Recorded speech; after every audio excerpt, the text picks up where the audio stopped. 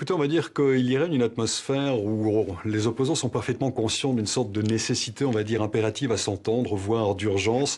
Les 7 opposants sont présents, les 7 principaux opposants, à savoir les 3 dont la candidature n'a pas été retenue, Jean-Pierre Bemba, Moïse Katumbi, Adolphe Muzito, et les 4 autres toujours en lice pour la présidentielle du 23 décembre, Félix Tshisekedi, Vital Kamerhe, Martine Fayulu et Freddy Matungulu, ensemble, eh bien, ils ne veulent pas rééditer l'erreur de 2011 où personne n'avait été capable de s'entendre autour d'une seule candidature, ce qui leur avait été évidemment préjudiciable. Alors pourquoi sont-ils à Genève? Eh bien, d'une part, parce que la Fondation Kofi Annan a joué les bons offices pour faciliter cette rencontre, et puis deuxièmement, pour citer quelqu'un proche de ses opposants, eh bien, ils ont opté pour un pays le plus neutre possible.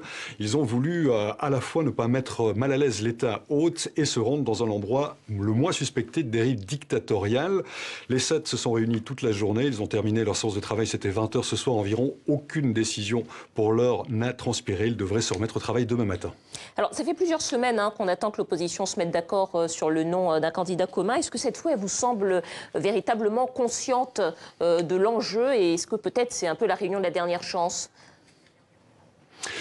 Oui, alors je pense qu'ils ont vraiment parfaitement conscience qu'ils doivent s'entendre sur la désignation d'un seul candidat et que ce candidat devra être ensuite soutenu par tous les autres candidats et la société civile congolaise afin éventuellement de réussir à accéder au pouvoir.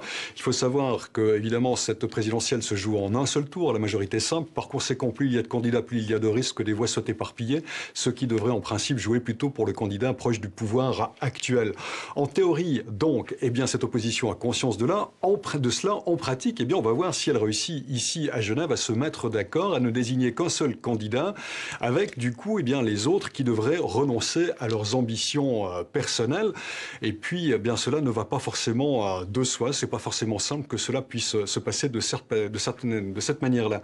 Certains s'impatientent. On a vu cet après-midi un opposant, ou plutôt un citoyen congolais, venir manifester son exaspération, expliquant que ça durait depuis trop longtemps, qu'il fallait véritablement que, eh bien, ces opposants réussissent à s'entendre. On verra précisément si, à partir de demain, eh bien, ces opposants réussissent à trouver une candidature unique. Ils ont pour cela jusqu'à lundi matin.